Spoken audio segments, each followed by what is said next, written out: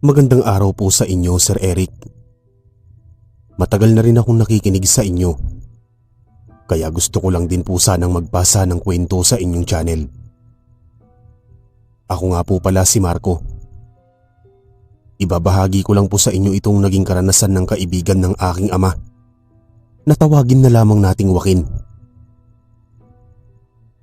Simula noong mga bata pa lamang daw sina tatay, marami ng mga taong nagsasabing mala-artista raw ang anak ni Mang Isko na si Joaquin. Inihahambing pa nga nila madalas si tatay kay Joaquin. Subalit, kadalasan ay pumapangalawa lang daw ang aking ama. Aminado naman siya roon, kaya hindi na raw nasasaktan doon si tatay. Dagdag pa niya ay hindi naman daw nababawasan ang pagkakaibigan nila dahil doon. Sa katunayan nga ay natutuwa pa nga raw si tatay, lalo na kapag may nakakapansin sa kanyang matalik na kaibigan. Noong magsimula na silang mag-aral, madalas na magkasama silang dalawa. Dahil nasa bayan pa ang kanilang paaralan, malimit ay nilalakad lang nilang dalawa ang pagpunta doon. Hindi pa raw kasi uso ang sasakyan sa kanila noon. At maging ang kalsada nila ay ginawa lamang para maging daanan ng mga kalabaw at mga kangga. Isang araw noon, sa pagkakatanda ni tatay, ay nasa ika-5 baitang na sila ni Joaquin. Kagaya ng kanilang nakasanayan, madaling araw pa lamang ay umalis na sila at nagsisimulang maglakad patungo sa kabayanan. Hindi naman sila nakakaramdam ng takot dahil sanay na sila sa ganoong gawain. Isa pa, kahit pa noong mga nasa una hanggang 4 na baitang pa lang sila, ay 2 lang silang naglalakad patungo sa paaralan. Sa kabutihang palad naman, wala pa naman silang naranasang kakaiba at nakakatakot noong araw na yon. Bago pa man mag-alas 5 ng umaga, ay nakaalis na sila sa kanilang bahay at nagsisimulang maglakad. Medyo maliwanag na ang silangan noon, kaya hindi sila nabahala. Habang naglalakad, naging panayang pagkwekwentuhan ni tatay at Joaquin patungkol sa mga bagay. Subalit, nasa kalagitnaan sila ng kanilang pagkwekwentuhan nang pareho silang natahimik. Nagmatsyag sila sa paligid dahil may narinig silang kaluskos at boses sa loob ng gubat kung saan sila dadaan. Pareho silang napatanong sa kanilang sarili kung ano ang ingay na yon. Dahil yun ang unang beses nilang maranasan ng ganoong bagay, parehong nakaramdam ng kilabot sina tatay at Joaquin. Saglit silang tumigil para maipagpatuloy ang kanilang pagmamatsyag. At makaraan ng ilang sandali, may naaninag silang isang matanda na naglalakad. Sinipat nila ng maigi kung ano ang dala nito. At nang mapagtanto nilang sako pala yun, kahit paano ay nakampante sila. Inisip noon ni tatay na baka mga produktong nilalako ng matanda ang laman nun. Kaya niyaya niya si Joaquin na magpatuloy sa kanilang paglalakad. Nasa kalagitnaan na sila ng kanilang paglalakad nang biglang umiba ng daanan ng matanda. Sa pagkakataong yun ay papasalubong ito sa kanilang dalawa, kaya pareho silang nag-alangan. Subalit noong makita ng matanda sina tatay ay agad itong napangiti. Sinadya pa niyang bilisan ang kanyang paglalakad hanggang sa magkaharap na sila ni tatay. Agad namang napatitig ang matanda kay Joaquin at sinabi nito na napakagwapo raw ni Joaquin. Sinabi pa niya na ganoon din daw sana kagwapo ang kanyang apo kung nabubuhay lamang ito. Magtatanong pa sana si tatay patungkol sa apo ng matanda, subalit nagpaalam na itong aalis. Sinabi pa niyang iuuwi pa nito ang sakong dala niya, kaya kailangan niyang magmadali. Noong mga panahong yun, ay nagpasya na rin ng matanda na hatakin na lang ang sako para hindi siya mahirapan sa pagbubuhat nun. Napatango na lang sina Tatay at Joaquin noon, saka sinimulan na rin ang kanilang paglalakad. Nakailang hakbang na sila noong mapaisip si Tatay kung bakit may dugo ang sakong dala ng matanda. Napalingon pa siya subalit hindi na niya nakita ang naturang matanda. Sinubukan pa niya ang magpalinga-linga sa paligid, subalit hindi na niya nakita ang matandang lalaki. Kinilabutan siya noon dahil sa isipin kung paano naging mabilis ang pagdalaw ng matanda. Gayong ilang hakbang lamang ang kanilang ginawa bago niya ito nilingon. Tinanong noon ni Tatay si Joaquin kung napansin ba niya ang sako ng matanda. Pero agad namang umiling si Joaquin. Sinabi niya kay Tatay na wala siyang napansin doon dahil iniiwas niya ang kanyang paningin sa matanda at maging sa dala nitong sako. Napatango na lang si Tatay at minabuti na rin nilang dalawa na magpatuloy ng kanilang paglalakad. Nasa kalagitnaan na sila ng kanilang paglalakad nang biglang magreklamo si Joaquin na sobrang sakit daw ng kanyang tiyan. Ayon sa kanya ay parang pinipilipit ang kanyang mga lamang loob. Kaya niyaya na lang siya ni Tatay na umuwi na lang muna. Agad ding napailing si Joaquin at sinabi niya na marahil daw ay nabati siya ng matandang yon. Napaisip naman si Tatay sa sinabing yun ni Joaquin at biglang sumagi sa kanyang isipan na aswang ang matanda. Sinabi na rin ni Tatay na malakas ang kanyang kutob na aswang ang matandang kanilang nakasalubong. Natahimik naman noon si Joaquin at sinabing sana ay hindi totoo ang naiisip ni Tatay dahil baka balikan siya nito. Nasa ganoong sitwasyon sila nang biglaang sumakit ng sobra ang tiyan ni Joaquin. Dahil dito ay saglit siyang nagpaalam kay Tatay na magbabawas daw muna siya. Wala namang nagawa noon ang aking ama kung hindi ang tumango na lang sa kanyang kaibigan at hintayin ito. Makaraan ng ilang minuto, nagulat na lamang si Tatay nang makarinig siya ng malakas na pagsigaw ng kanyang kaibigan.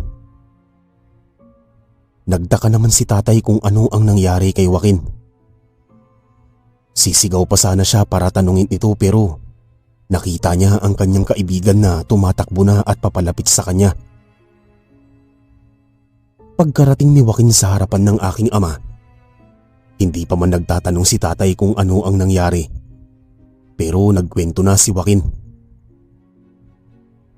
May mabalahibong tao akong nakita at nagbabaga ang kanyang mga mata. Nagmamadaling dumaan sa bahagi kung saan ako nagbawas. Mabuti nga ang hindi niya ako napansin dahil sa kanyang pagmamadali. Nanginginig na kwento ni Joaquin. Nakumbinsi naman si Tatay na aswang ang nakita ng kanyang kaibigan. Marahil daw ay nagmamadali yun sa pag-alis dahil malapit nang sumikat ang araw. Dahil sa takot nilang dalawa, nagmadali na silang maglakad patungo sa bayan. Na hindi na nila nilingon pa ang kanilang dinaanan sa takot na baka naroon pa ang aswang. Pagkarating nila sa bayan ay parang nabunutan sila ng tinik sa kanilang lalamunan. Kahit na masyado pang maaga noon ay minabuti nilang dalawa na dumiretso na lamang sa kanilang paaralan. Inisip kasi nila na kapag naroroon na sila sa kanilang paaralan ay hindi na sila masusundan pa ng aswang na yon. Dahil wala pa nga ang kanilang mga kaklase at guro, nagpasya na lang silang dalawa na pag-usapan ng matandang kanilang nakasalubong. Inisip pa nilang pareho na aswang nga ang matandang yon at baka nagkataon lamang na may binibiktima roon ng matanda. At nang makita nila ito, ay tapos na siya sa kung anumang kanyang ginawa. Bunsod ng kanilang takot, Napagkasunduan na rin nilang wag nang pupunta sa kanilang paaralan nang masyadong maaga. Naisip din kasi nila na malalagay lang ulit sila sa peligro kapag nagkataon. Natapos naman ang araw nilang yon at nang uwian na nila ay hindi na sila nag-aksaya pa ng kanilang oras. Agad-agad silang naglakad pa uwi dahil alam nilang aabutan sila ng dilim sa kanilang daanan. Natakot na rin kasi sila na baka kung ano pa ang makasagupa nila sa daanan.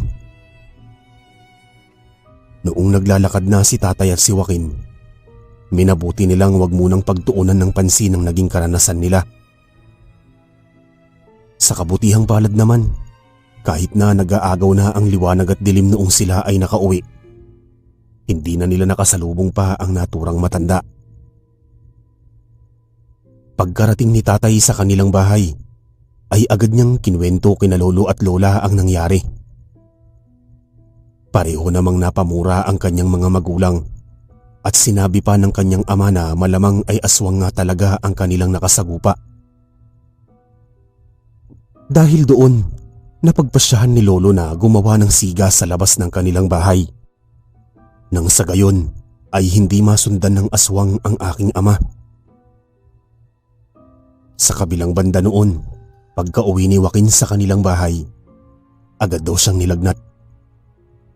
Sobrang taas ng kanyang temperatura, kaya ganoon na lang ang pag-aalala ng kanyang mga magulang. Sinabi naman nito sa kanyang ama't ina ang patungkol sa matandang kanilang nakasalubong. Kaya maging ang mga ito ay naghinala na baka aswang nga talaga ang kanilang nakasagupa. Sa kadahilan ng ito, nagpasya silang dalhin si Joaquin sa isang albularyo.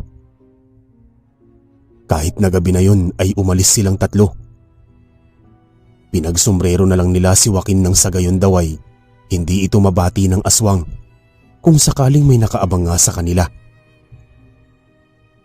Habang naglalakad noon, pakiramdam daw ni Joaquin na may mga matang nakamasid sa kanya. Parang may nagmamatsyag daw sa kanilang tatlo, kaya sinabi niya yon sa kanyang mga magulang.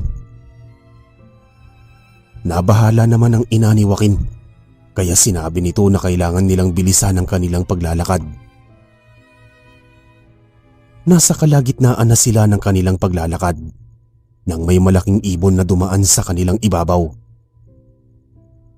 Agad naman silang napayuko at sa kabutihang palad ay hindi sila nito nadagit. Napamura na noon ang ama ni Joaquin na si Mang Isko at nagbanta na kapag may mangyaring masama sa kanilang anak ay tutugisin nito ang aswang. Pagkatapos niyang sumigaw nun, kahit paano ay naging kalmado na ang paligid. Minabuti na lang nilang bilisan ang kanilang paglalakad nang sa gayon ay makarating kaagad sila sa bahay ng albularyo. Pagkarating nila roon, maswerte sila dahil hindi pa ito natutulog. Agad nilang sinabi kung ano ang problema nito. At nang sabihin nila ang pagkakaroon ng lagnat ni Joaquin, minabuti na lamang ng albularyo na tawasin ito. Pagkaraan ng ilang minuto, ganoon na lang ang kanilang gulat nang malaman nila kung ano ang resulta ng tawas. Ayon kasi sa albularyo ay balak na kunin ng aswang si Joaquin dahil sa pagiging gwapo daw nito. Napailing naman noon ang ama ni Joaquin at pabiro pang nagwika na baka bakla ang aswang, kaya niya nais makuha si Joaquin. Subalit noong magsimulang magwika ang albularyo patungkol sa posibleng mangyari kay Joaquin, ay natahimik din ang ama nito. Labis naman ang pag-aalala ng ina ni Joaquin, lalo pa at alam nilang mahinang bata lamang si Joaquin at madalas pang nagkakasakit. Matapos ang paggamot kay Joaquin, sinabi ng albularyo na panandalian daw ni hindi maaamoy ng aswang si Joaquin. Mas maigi pa raw kung magbabantay sila tuwing gabi, lalo pa at malapit na ang kabilugan ng buwan. Binigyan pa ng albularyo ang ama ni Joaquin ng buntot pagi na siyang magiging panlaban nila sa aswang. Nagpasalamat naman sila at ng mga panahong yun ay nagpasya ng umuwi. Pinayuhan pa noon ng albularyo si Joaquin na mas maigi kung magpahinga na muna ito dahil baka lumala pa ang kanyang sakit. Napatango naman noon si Joaquin at sinabi na hindi na muna siya papasok ng kahit sa loob lamang ng 3 araw. Noong pauwi na sila noon, inihanda na lamang ni Mang Isko ang kanyang buntot ng pagi. Alam niyang kahit na nagamot na ang kanyang anak ay panigurado na susubukan pa rin silang harangan at takutin ng aswang. Nasa kalagitnaan na sila ng kanilang paglalakad nang may kung ano silang narinig. Noong una ay mahinang paghuni lang yun ng tiktik. Subalit nang lumaon ay napansin nilang parang nakasunod pala yun sa kanila. Dahil dito, nagbanta na si Mang Isko na kapag may haharang sa kanila ay papatayin niya ito. Subalit kahit na ganoon ay hindi pa rin tumitigil ang paghuni ng tiktik sa kanilang naririnig. Sinundan pa talaga sila nun hanggang sa kanilang pag-uwi sa kanilang bahay.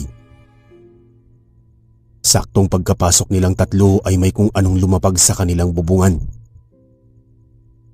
Napamura ng malakas noon ang ama ni Joaquin at halos hindi siya makapaniwala na kahit na nagamot na ang kanyang anak ay sinusubaybayan pa rin sila ng aswang. "Hintayin mo ko dyan sa labas at magtutuos tayong dalawa. Anak ko pa talaga ang napagdiskitahan mo, ha?" Pasigaw na sabi ni Mang Isko. Pagkatapos niyang magwika nun, nagmadali siyang maglakad patungo sa pintuan. Bago pa man siya tuluyang makalabas, sinabihan ni Mang Isko ang kanyang asawa na isara ng mabuti ang mga bintana dahil baka pasukin sila ng aswang. Pagkalabas naman noon ng ama ni Joaquin, hinagilap niya ang aswang sa paligid ng kanilang bakuran. Subalit kahit na inakyat na niya ang bubong, ay hindi na niya yun nakita pa. Sa labis na inis niya ay napasigaw siya at hinamon ng aswang sa isang labanan. Nasa ganoong sitwasyon siya nang makarinig si Mang Isko ng paggingaw ng pusa sa silong ng kanilang bahay. Wala silang alagang pusa, kaya nagkaroon siya ng kutob na marahil ay yun ang aswang na kanyang hinahanap. Sa kadahilanang ito, nagmadali siyang bumaba sa bubong habang walang humpay pa rin ang kanyang pagmumura. Saktong pagkababa niya ay hindi na rin siya nag-aksaya pa ng oras. Sinilip niya kaagad ang silong ng kanilang bahay at ganoon na lang ang kanyang gulat nang makita niya ang isang pusa na halos kasing laki na ng kanyang hita. Alam ni Mang Isko na hindi yun isang pangkaraniwang pusa, lalo na nang makita niyang nagbabaga ang mga mata nito. Agad siyang napamura at mabilis na pumasok sa silong. Yun nga lang, saktong pagkapasok niya ay mabilis namang tumakbo palabas ang pusa. Habang tumatakas ang pusang yun ay ngumingiyaw pa yun na parang nanunuya kay Mang Isko. Dahil dito, sinubukan siyang habulin ni Mang Isko. Ngunit sa kasamaang palad ay naging mabilis ang pagtakas nun. Nawala na lamang ang naturang pusa sa karimlan, kaya hindi na siya hinabol pa ni Mang Isko. Bumalik na lamang ito sa loob ng kanilang bahay at sinabi kina Joaquin kung ano ang nangyari. Natakot naman ang ina ni Joaquin dahil alam nilang napaka-agresibo ng naturang aswang. Subalit kahit na ganoon ay ipinangako nila kay Joaquin na hindi nila ito pababayaan. Noong gabing yun, hinayaan nila si Joaquin na magpahinga muna. Samantala, sina Mang Isko at ang kanyang asawa ay nagbantay sa kanilang buong paligid. Natakot kasi sila na baka pasukin sila ng aswang kapag nahihimbing sila sa pagtulog at magigising na lang sila na wala na si Joaquin sa kanilang tabi. Sa kabutihang palad naman, hanggang sa mag-umaga ay wala ng aswang ang muling bumalik sa kanilang bahay Sinubukan pang tignan ni Mang Isko ang silong ng kanilang tirahan, pero wala silang nakitang kahit na anong bakas na naiwan doon. Noong malaman naman ni tatay na hindi pumasok si Joaquin, ay hindi na rin lang ito pumasok. Minabuti niyang puntahan ito sa kanilang bahay at alamin kung ano ang nangyari. Dahil dito ay ikinwento ni Joaquin sa kanya ang sinabi ng albularyo at maging ang karanasan nila sa aswang ng gabing yun. Napailing na lamang si tatay noon dahil alam niyang natatakot din ang kanyang kaibigan. Sinabi na lamang ni Tatay Joaquin na magpahinga na lang muna at pagdating ng bukas ay papasok siya para ipagbigay alam sa kanilang guro ang nangyari. Nagpasalamat na lang si Joaquin noon kay tatay at noon din ay nagpaalam ang aking ama na umuwi na muna sa kanilang bahay. Nasa kalagitnaan na ng kanyang paglalakad si tatay noong mapansin niya ang isang matandang lalaki na naglalakad at parang pabalik-balik lamang. Napansin din ng aking ama na ilang beses itong napasulyap sa bahay ni Joaquin, kaya nagtaka siya. Dahil dito nagpasya na siyang maglakad na rin patungo sa direksyon ng naturang matanda. Subalit nang makita ng matandang yon si tatay na papalapit sa kanya, agad din itong naglakad paalis. Natigilan si tatay at agad na nakaramdam ng kilabot nang malaman niyang ang matandang kanyang nakita roon ay ang matanda rin na kanilang nakasalubong noong madaling araw noong papunta sila sa paaralan. Kinilabutan noon si tatay dahil inisip niyang baka maging siya ay pagdiskitahan ng aswang. Bunsod nito, minabuti na lamang niyang umuwi sa kanilang bahay. Ni hindi na siya napalingon sa bahagi kung saan siya nakita ang matanda. Sa takot na baka bumalik yun at nakatitig pala sa kanya. Sa kabutihang palad naman, nakauwi naman si tatay nang hindi niya sinundan ng nasabing matanda. Inilihim na lang niya kina lolo at lola ang nangyari. Pero hindi niya napigilan ang kanyang sarili na sabihin ang patungkol sa pagkakaroon ng lagnat ni Joaquin. Ayon pa noon kay lolo, baka daw talaga nais ng aswang na mabiktima si Joaquin. Kaya naghahanap ito ng paraan para makalapit sa kaibigan ni tatay. Kinabukasan nga noon, maagang umalis si tatay para makapunta sa paaralan. Sinadya niyang medyo maliwanag na ang paligid bago umalis. Nang sa gayon ay wala siyang makakasalamuhang aswang sa daanan. Pagkarating naman niya sa kanilang paaralan, sinabi niya sa kanilang guro ang nangyari kay Joaquin. Dahil naniniwala naman sa aswang ang kanilang guro, labis din itong nag-alala sa kaibigan ni tatay. Nagsuhestyon na ito na kung maaari ay magpahatid na lang sila sa mga mas nakakatanda, nang sa gayon ay hindi sila mapahamak. Napatango na lang din si tatay noon at sinabing pakikiusapan nila ang kanilang mga magulang para mayroong maghahatid sa kanila. Dahil sa banta ng aswang noon, pinauwi ng kanyang guro si tatay ng mas maaga. Nabahala rin kasi ang kanilang guro na baka pati siya ay mabiktima ng aswang at baka mas malala pa ang mangyayari sa kanya. Pagka-uwi ni tatay sa kanilang bahay, agad nang sinabi kina lolo ang suhestyon ng kanyang guro. Napaisip din noon si lolo at ayon pa sa kanya, posible nilang mahuli ang aswang na nagkakaroon ng interes sa anak ni Mang Isko. Noon din, pumunta sina lolo at tatay kina Mang Isko.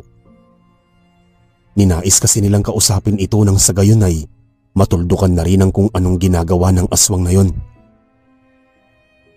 Noon din sinabi ni tatay na nakita niya ang matandang lalaki na nakasalubong nila. Ganoon na lang din ang galit ni Mang Isko at napag-alaman nila na ilang gabi na raw na dinadalaw ng aswang si Joaquin. Dahil sa nangyari, nagkasundo na sina lolo at Mang Isko na magbabantay sila sa paligid. Ayon pa sa kanila, kailangan nilang mahuli kaagad ang aswang dahil baka marami pa siyang mabibiktima kung sakali. Kinagabihan nga noon, nagpasya na sina lolo at tatay na bumalik kina Joaquin. Ninais talaga nilang tuldukan ng kung ano mang ginagawa ng aswang na yon. Lalo pa at ayon kay Mang Isko, noong muli nilang patingnan si Joaquin ay may kung anong ginagawang ritual ang aswang para makuha ang katawan nito. Napag-alaman kasi nila na ninais ng aswang na pasanibin sa katawan ni Joaquin ang kaluluwa ng apo nitong namatay. Dahil mga bata pa noon sina tatay at Joaquin, nanatili na muna sila sa loob ng bahay kasama ang ina ni Joaquin. Samantala, sina Mang Isko naman at lolo ang nanatili sa labas ng bahay para magbantay sa paligid. Dahil may pasok pa sila kinabukasan, maaga silang nagpahinga. Subalit sa hindi malamang rason ni tatay ay hindi raw siya makatulog. Pakiramdam niya ay namamahay siya, kaya ilang beses din siyang napabangon at nagmatsyag sa paligid. Sa kabilang banda naman, himbing na sa pagtulog si Joaquin at ang kanyang ina. Naanimoy may nainom silang pampatulog dahil himbing na nga sa pagtulog ang kanyang kaibigan. Nagpasya si tatay na magdahan-dahan na lang sa tuwing siya ay bumabangon. Nakatatlong bangon na si tatay noon at dungaw sa bintana nang makaramdam siya ng kakaibang pagkaalinsangan ng panahon.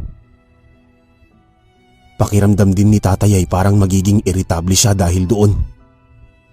Kaya minabuti niyang pumirmi na lang muna sa tapat ng bintana. Nasa kalagitnaan siya ng kanyang pagdungaw nang may kung anong napansin siyang mahinang ingay sa bubong. Inakala ni tatay na pusa lamang yun, kaya hinayaan na lamang niya. Walang ano-ano, biglaan siyang napalingon kay Joaquin. Narinig kasi ng aking ama na napaungol ito at tila nananaginip. Ilang segundo niya ring pinagmasdan ng kaibigan niya hanggang sa mapansin ni tatay na tila lumulubog ang bahagi ng bubungan na siyang katapat ng hinihigaan ni Joaquin. Inisip pa ni tatay na noong una ay baka ganoon talaga ang atip ng bahay ni Joaquin. Subalit nang mapansin niya na parang may kung anong gumagalaw sa ibabaw, minabuti niyang lapitan yon. Pagkalapit ni tatay sa kanyang kaibigan ay agad siyang napatingala sa bubungan. Ganoon na lang ang kanyang gulat nang may makita siyang siwang doon at may nakasilip mula doon. Ayon pa kay tatay, nagbabaga ang mata ng nilalang na naroroon at parang minamatyagan niya ang mga tao sa loob ng bahay ni Joaquin. Dahil sa kanyang nakita, hindi na nagdalawang isip pa si tatay na sumigaw para ipagbigay alam kina Mang Isko at lolo na mayroong aswang sa ibabaw ng bubungan. Subalit ganoon na lang ang kanyang gulat nang mapansin niyang nanunuyo ang kanyang lalamunan. Ilang beses pang sinubukan ng aking ama ang mapasigaw, pero kahit na anong gawin niya ay walang boses na lumalabas sa kanyang bunganga. Dahil dito nagpasya na siyang lumapit sa may bintana at sumenya siya kina lolo na mayroong aswang sa ibabaw ng bubong. Nakita naman siya kaagad ni lolo at sa kabutihang palad ay nauunawaan kaagad nila ang kung anumang nais niyang sabihin. Dahil dito nagmadali sina Mang Isko at lolo para umakyat sa bubungan. Ngunit sakto ring nasa kalagitnaan na sila ng kanilang pag-akyat nang may narinig si tatay na ingay at parang may kung anong lumundag mula sa ibabaw ng bubong. Noong mga sandaling yon ay agad siyang nagkaroon ng tinig. Nagtaka naman siya at agad na napaisip na marahil ay kagagawan ng aswang ang pagkawala ng kanyang boses.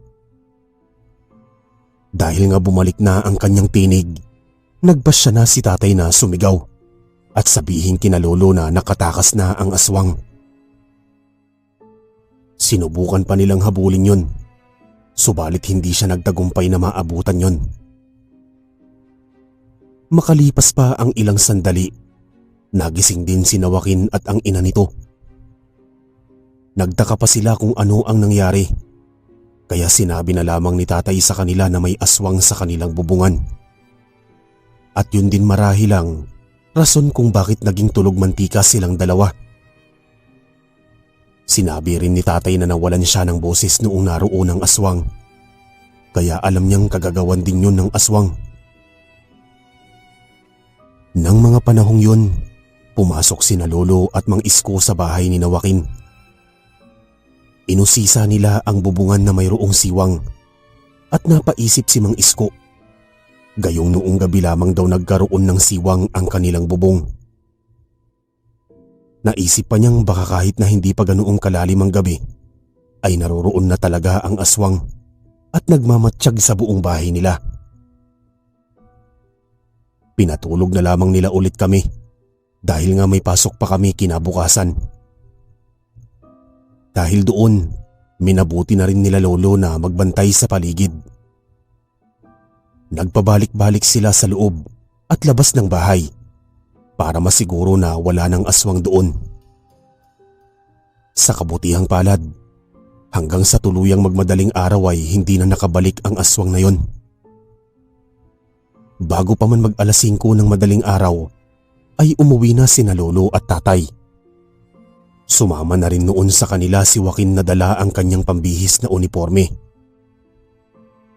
Magaling na rin kasi noon si Joaquin, kaya kaya na nitong pumasok sa kanilang paaralan.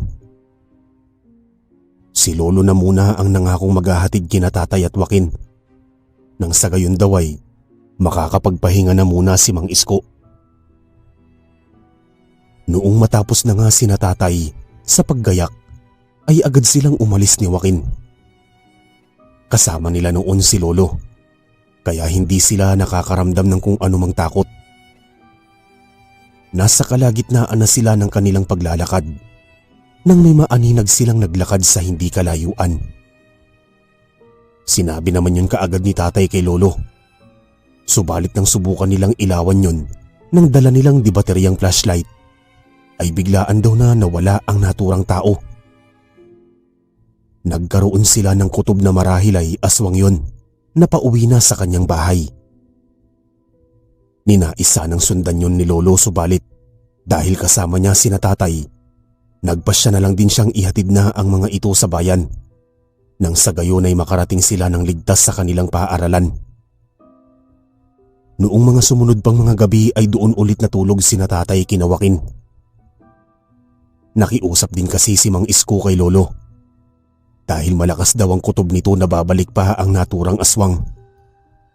Naawa naman sina Lolo at tatay kay Joaquin, kaya pinaunlakan nila ang pakiusap ni Mang Isko. Kasama naman noon ni Lola ang dalawa pang kapatid ni tatay, kaya hindi ito natatakot. Bago pa man pumatak ang alas 8, ay naroroon na sina tatay kina Joaquin.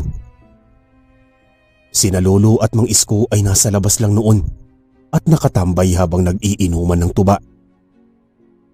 Samantalang sina tatay at Joaquin noon ay abala sa kanilang paggawa ng takdang aralin. Nasa kalagitnaan na sila ng kanilang ginagawa nang biglaang sumakit ng sobra ang tiyan ni Joaquin. Dahil dito ay saglit siyang nagpaalam para pumunta sa banyo. Dahil nasa labas naman ng kanilang bahay ang kanilang banyo, ay naroroon lang din sa labas sina Lolo at Mang Isko. Hindi naman noon nabahala si tatay na may masamang mangyayari kay Joaquin.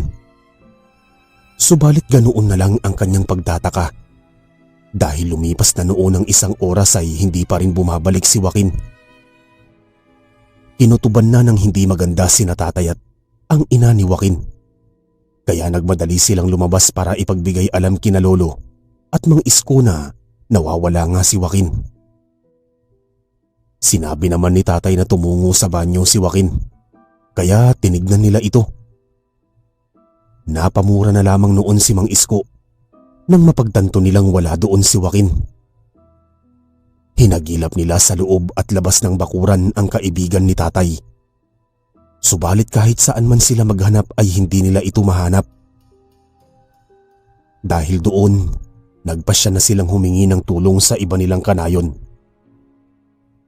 Marami naman ang sumama sa kanila at may isa pang kanayon nila ang nagsabi na subukan nilang puntahan ang bahay sa dulo ng kanilang baryo. Mag-isa lamang daw na nakatirik doon ang naturang tirahan at may mga kwento na raw na nagsisimulang kumalat na ang matandang nakatira sa naturang bahay ay isang aswang. Sa kadahilanang yun, nagpasya na sina Lolo at Mang Isko na tunguhin ang pinakadulong bahagi ng kanilang baryo. Kasama nila noon ang iba pa nilang mga kanayon, kaya hindi sila nakaramdam ng anumang takot. Ang tanging nasa isipan lamang nila noong mga panahong yun ay ang mahanap si Joaquin. Malakas kasi ang kanilang hinala na kinuha ito ng aswang, base na rin sa minsang sinabi sa kanila ng albularyo. Habang naglalakad sila noon patungo sa bahay ng matandang pinaghihinalaang aswang, panayang naging pagtawag nila kay Joaquin. Umasa si Mang Isko na maririnig sila ni Joaquin at magagawa nito ang makatugon sa kanilang pagtawag. Makalipas ang mahigit 15 minutong paglalakad, ay natanaw na nila ang pinakadulong bahagi ng kanilang baryo. May nag-iisang bahay ngang nakatirik doon, pero parang wala namang tao. Nagwika naman kaagad ang isa sa mga kanayon ni na Lolo na huwag silang magpapalinlang sa aswang. Dahil malakas na rin ang kutob ni Mang Isko na kinuha ng aswang si Joaquin. Ito na mismo ang naunang maglakad. Habang naglalakad sila ay sigaw sila ng sigaw sa pangalan ni Joaquin. At nagbabanta na rin sila sa aswang na papatayin ito kung ito mismo ang kumuha kay Joaquin. Pagkarating nila sa tapat ng bahay ng matanda ay ilang beses silang tumawag dito. Pero labis ang kanilang pagtataka dahil kahit isang beses ay walang sumagot sa kanila.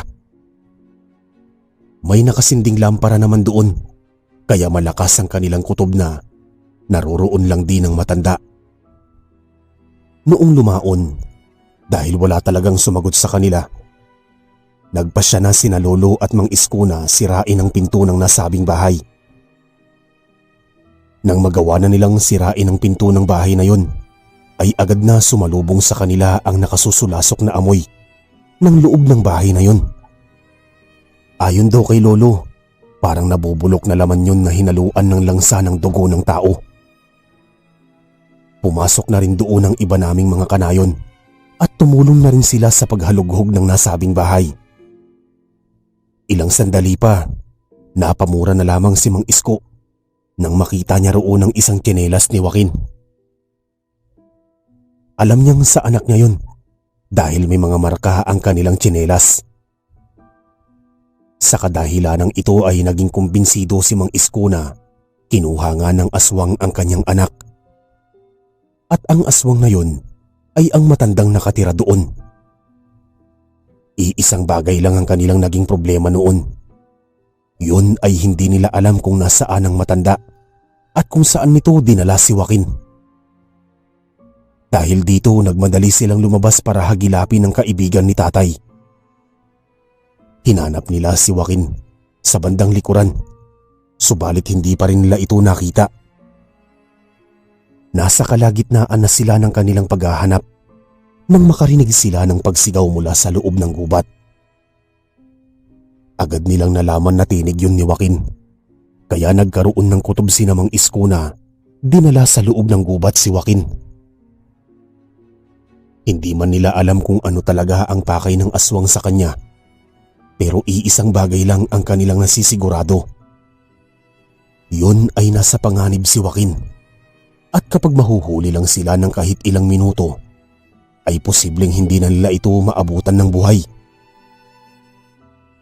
Sa kadahilanang yun, nagmadali na sila sa kanilang paglalakad hanggang sa makarating sila sa labas ng gubat. Dahil hindi naman ganoon kalawak ang gubat na yun, alam nilang hindi sila mahihirapan sa paghahanap kay Joaquin. Para mas madali nilang mahanap ang anak ni Mang Isko, naghiwa-hiwalay silang lahat Samantalang si Lolo raw at si Mang Isko ay magkasamang sinusuyod ang buong gubat na yon. Nasa kalagitnaan sila ng kanilang paglalakad nang makarinig ulit sila ng sigaw ng isang bata. Sa kadahilan ng yun, nagkaroon sila ng hinuha kung saan ito matatagpuan. Nagmadali silang tumungo sa bahagi kung saan nanggagaling ang pagsigaw. At ganoon na lang daw ang galit ni Mang Isko nang makita niya ang kanyang anak na nakagapos habang nakahiga sa malapad na bato. Mabilis nilang nilapitan ito para kalagan.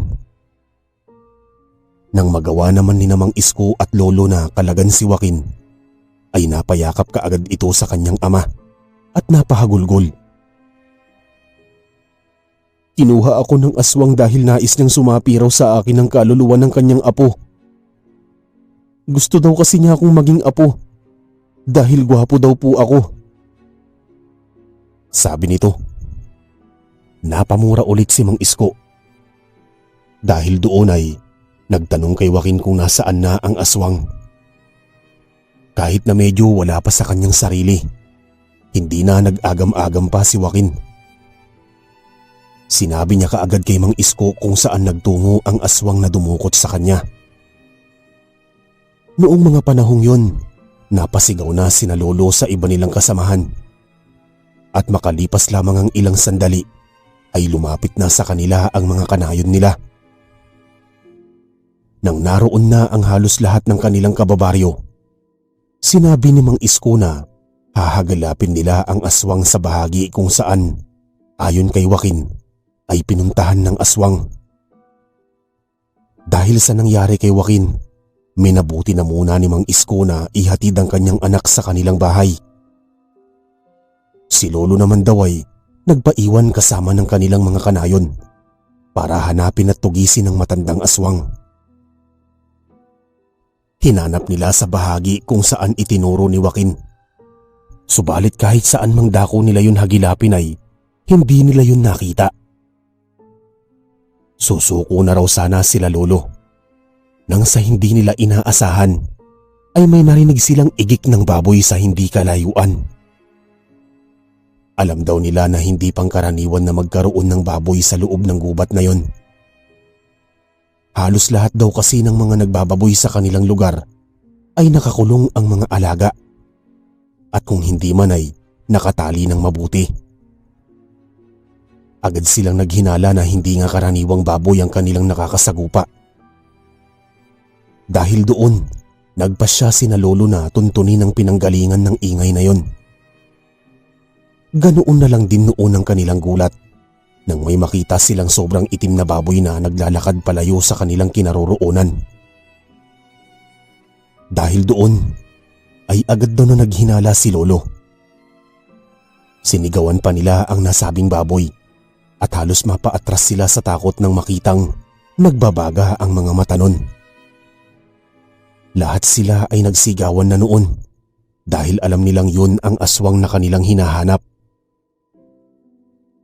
Noon din ay mabilis nilang hinabol ang nasabing baboy hanggang sa makarating na sila sa ilog. Noong mga sandaling yun, nagmadali raw ang baboy na lumusong sa tubig.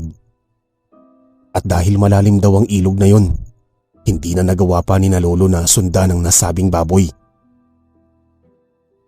Dahil doon nagpasya na lang silang balikan ang bahay ng nasabing matanda.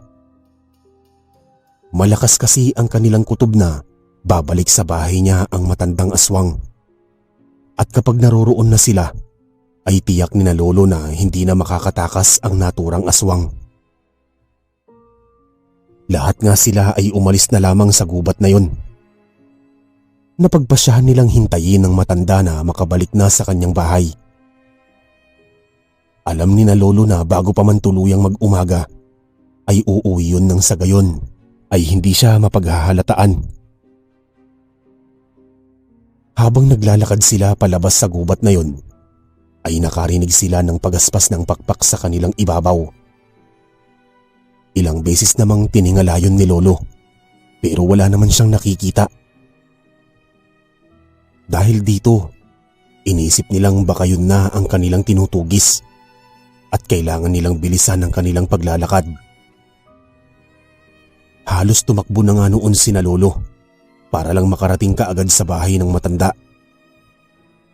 Subalit nang makarating sila roon ay wala na namang tao. Naisip nilang baka nakaalis na ang naturang aswang. Pero upang makasiguro ay nagtago na muna sila at nag-abang sa kanilang paligid. Makaraan pa ang ilang sandali ay may nakita silang isang malaking ibon na lumapag sa bandang likuran ng bahay ng naturang matanda. Inisip nila na baka roon dadaan yun sa kusina. Subalit nagulat sina Lolo nang may makita silang malaking baboy na naglalakad patungo sa tapat ng nasabing bahay. Kasunod nun, sa isang pagkisap ng kanilang mga mata, ay nakita nila kung paano nagpalit ng anyo ang nasabing malaking baboy. Mula sa pagiging hayop ay unti-unti siyang naging isang matandang nakahubot-hubad. Agad na nalaman ni na Lolo ang totoo at naisip nilang tama ang sinabi ni Joaquin. Sa kadahilanang yun, nagmadali silang lumapit sa nasabing matanda habang sumisigaw. Nagulat naman ang matandang aswang at ninais sana nito ang makapasok sa kanyang bahay. Napatakip na rin kasi siya sa kanyang pribadong bahagi ng katawan at animoy nahihiya. Subalit bago pa man siya tuluyang makaalis sa kanyang kinatatayuan, ay napamura na si Lolo. Kinumpronta nito ang matanda patungkol sa pagdukot nito kay Joaquin. Ngunit nang walang maisagot ang matanda at parang wala ito sa sarili, agad na hinugot ni Lolo ang kanyang itak. Nakita yun ng matanda at sa isang pagkisap ni Lolo noon ay mabilis siya nitong sinugod. Napasigaw na lang ang iba nilang kabaryo at nang mismong sandaling yun ay walang pagdadalawang isip na tinaga ni Lolo ang matanda. Tinamaan yun sa muka at naging rason yun para matigilan siya. Noong una ay inakala ni Lolo na talagang hindi na susugod pa ang aswang. Pero nagulat siya noong mabilis siyang lundagan nito. Dahil doon, muli itong tinaga ni Lolo at nasugatan yun sa kanyang lalamunan. Tuluyang natigilan ng aswang at napasapo na lang sa kanyang liig na nooy bumubulwak ng dugo. Muli pa sana siyang tatagain ni Lolo ngunit napatitig sa kanya ang matanda at parang nagmamakaawa.